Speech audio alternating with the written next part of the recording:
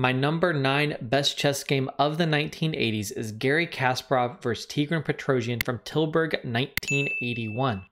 At the time this game was played, Kasparov was 18 years old, and Petrosian had become world champion 18 years earlier in 1963, the same year that Kasparov was born.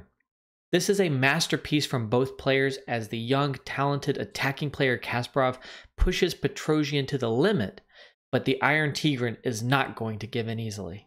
Kasparov opens the game with pawn to d4, and Petrosian responds with the Queen's Gambit. Accepted. After knight f3, we see knight f6 and pawn to e3, and in this position, most common is pawn to e6, trying for a rapid c5, even though this bishop on c8 does get blocked in a bit. Now, after c5, we could see Kasparov accept the capture on d4, which could give him an isolated queen pawn. He liked to play those kinds of positions at this point in his career, and we know from previous games on this channel against Tal that Petrosian did not like to defend isolated queen-pawn positions. So he goes for something different, the second most popular line, bishop to g4. Now, this of course leaves the bishop untrapped. It doesn't get blocked in by e6, but it can be a target. For example, after bishop takes c4, e6, now pawn to h3. You don't want to give up the bishop pair so early in this game, so the bishop pulls back to h5, but that still leaves the bishop a target, and now we see pawn to g4 in this position. After pawn to g4, of course, you've got to pull back, and you might hope that white has overextended and loosened his kingside position here, but the resulting pawn structure is not one where black can take advantage of that. And also, white is going to gain the bishop pair now with knight to e5 and a subsequent trade on g6. Knight takes g6, pawn takes g6 here. Now, in this position, it looks like the half-open h-file might be of use to black, but it's really not.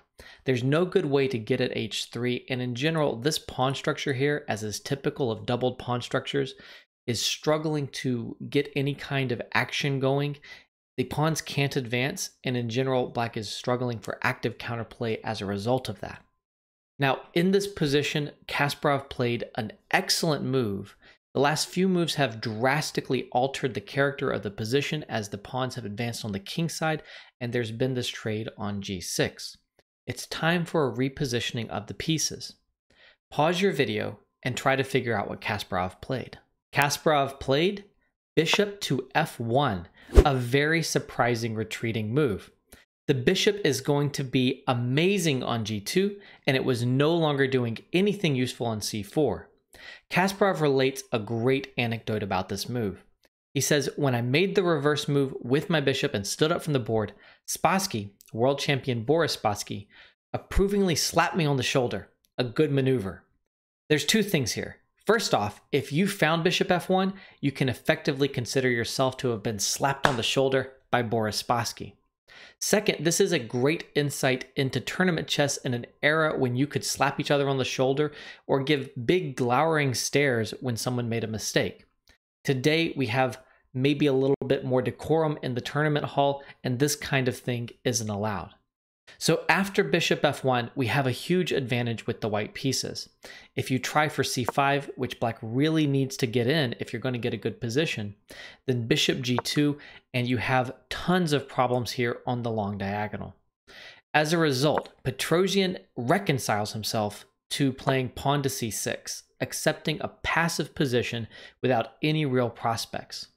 Now here bishop g2, queen c7, castles by white, bishop e7, and in this position, Kasparov maybe overdoes it. He has a great position, there's lots of good moves he can play. He could consider expanding in the middle of the board with pawn to e4, and slower moves like bishop d2 are also good. But he strikes out with pawn to f4. Now, I like this move because it's trying to stop e5, which seems like the only break that Petrosian could have in the position. However, there is a resource here unmentioned by Kasparov. It's pawn to g5. The move pawn to f4 has created a second break. This looks unplayable because of the capture here on g5, but after captures on g5, there's knight to h7, putting pressure on this pawn. If h4, the queen can come in with queen g3. Now you want to trade off the queen, so queen e1, but after a queen trade here, you have knight back to f8, and pulling the knight up here exposes that these pawns are weak. You're not going to be able to hang on to your extra pawn, and actually black is doing totally fine here. Of course, Petrosian isn't looking to mix it up tactically with the young Kasparov. This isn't really his style, so it's not surprising that the move g5 was missed or passed over by Petrosian, but it was still a great opportunity and should not have been allowed. After pawn to f4, we see Petrosian play knight b6, a more solid move, and now no more g5 from Petrosian because Kasparov is now going to play g5 himself. This closes the position and gains a very stable advantage for white. Now, you'd like to put the knight in the middle of the board, but it's not really possible. Good for white here is the instructive knight to e2, making sure to avoid some exchanges, and later you're going to push out with pawn to e4, and you gain a big advantage.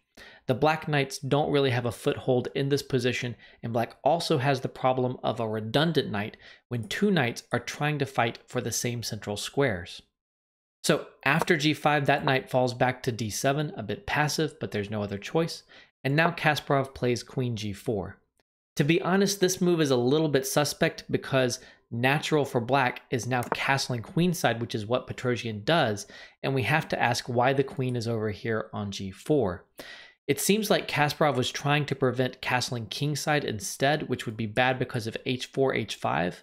But to be honest, it would always have been bad for Petrosian to castle on the king side, so playing queen g4 was really unnecessary, and now the queen is removed from the queen side where she's going to have to be heading soon. So after castles, we get rook b1, trying to expand on that queen side and point the pieces at the black king, king b8, b4, and now knight d5.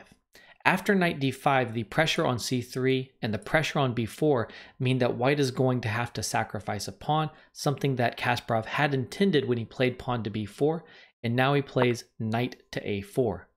Once again, pause your video and try to find the excellent, the brilliant move that Petrosian played here that surprised Kasparov. First, let's consider here the captures on b4. If you accept the gambited pawn with bishop takes b4, then bishop takes d5 removes the defender of the bishop, you win it, and you win the game in short order. Now, knight takes b4 seems a little bit better, but strong here is bishop d2. Here, if knight d5, the knight is not stable here, so e4 is a good move. Knight back to b6, and you can trade, and you can play bishop a5, you pin, and you win the knight, and you should win the game very, very shortly. So instead of this, Petrosian found an excellent idea, a move that surprised Kasparov, pawn to f5.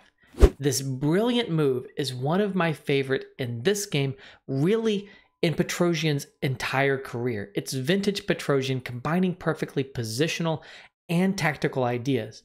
Positionally, it controls e4, which makes the knight on d5 stable and strong. Petrosian is going to build his entire defense around the strength of this knight. Now, tactically, you have to wonder, can I capture en passant and pick off a pawn here on g6 or on e6? Yes, you can, but Petrosian will get great counterplay. In fact, the engine already thinks that black is better. You simply point a rook at the queen wherever she captures, and for once, it is the white king that is unsafe in this game. So, since you cannot capture en passant, the pawn will remain on f5, controlling those light squares in the middle of the board. That means the attacked queen has to move off of g4. Where can she go? The best available squares are e2 or d1, but if you go here, then b5 is an excellent move because the knight needs to control c3 and stop this fork from black.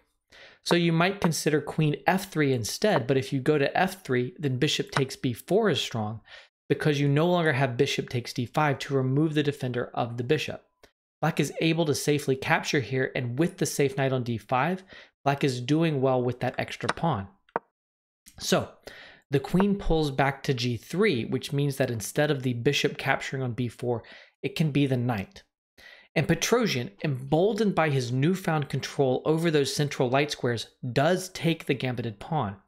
But honestly, maybe better was just playing knight 7 to b6, being happy with his gains, and leaving the pawn alone and not opening lines. Instead, after knight takes b4, he is going to come under a lot of fire from Kasparov, who's going to have a lot to work with the B and C files. So now we see bishop d2, knight back to d5, rook to c1, king to a7, queen to e1, bishop a3, trying to inconvenience these rooks and also trying to physically stop this pawn from advancing anytime soon. Rook c2, queen to d6, rook b3, queen to e7, queen to e2, and in this position, rook to b8. Queen d3 now pushes the bishop off of a3, bishop d6, and now knight b2. We start to have the idea to push this pawn up the board to gain more control over those dark squares here. Rook h to c8, and now knight to c4. In this position, Petrosian plays bishop to c7, allowing the pawn forward to a4. Now I want you to pause your video and find the move that truly staggered Kasparov in this position. At this point, Petrosian is regretting his decision to capture on b4. Kasparov has made full use of the open lines on the queen side, and in this position, he intends pawn to a5, rook b2, queen b1, tripling and forming Alyekin's gun on the b file. If he can achieve all of this, there will be no defense for Petrosian. So Petrosian decides to strike out with pawn to b5.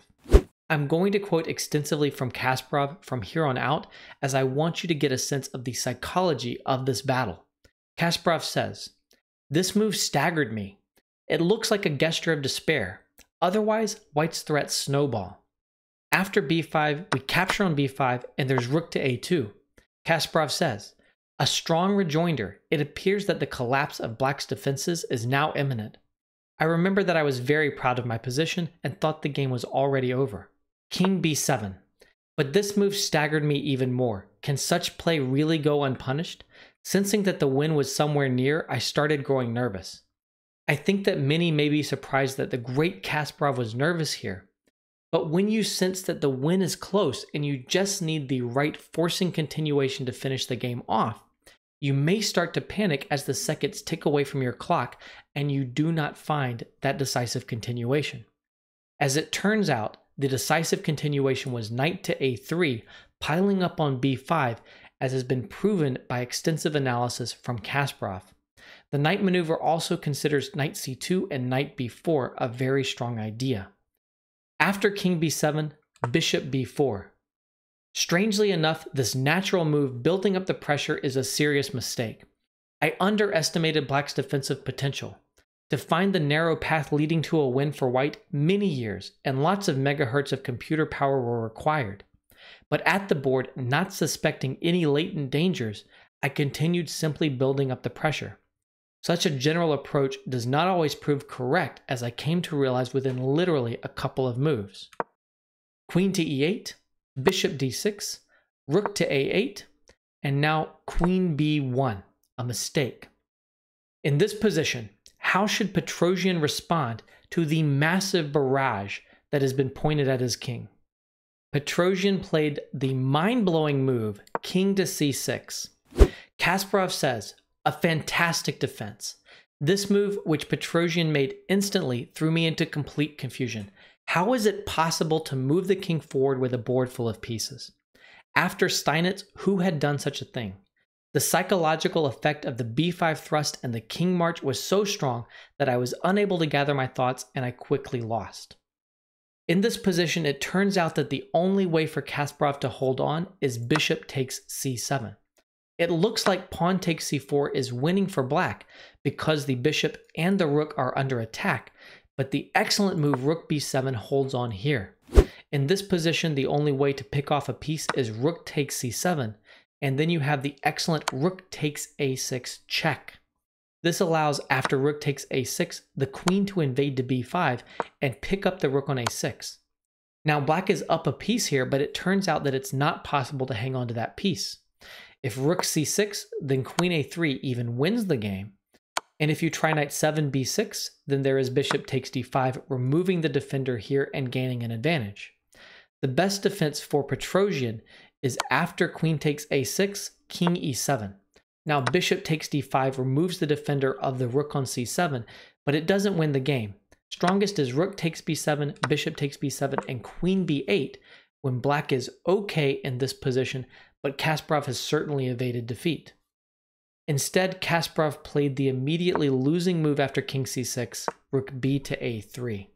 Not finding the bishop takes c7 idea, he falls apart here, and the knight is picked off here on c4.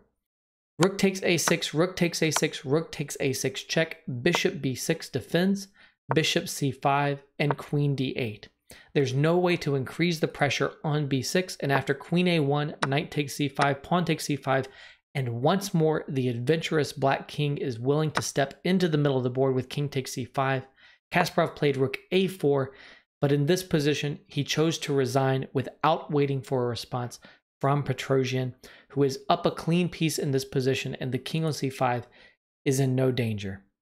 This is a tremendous game from Petrosian and a wonderful battle of generations. I hope that you've enjoyed this game, and I really encourage you to check out Kasparov's annotations in full in his My Great Predecessors book. If you want to see more of my favorite games from the 1980s, then simply click on the playlist that is sitting right on top of the screen.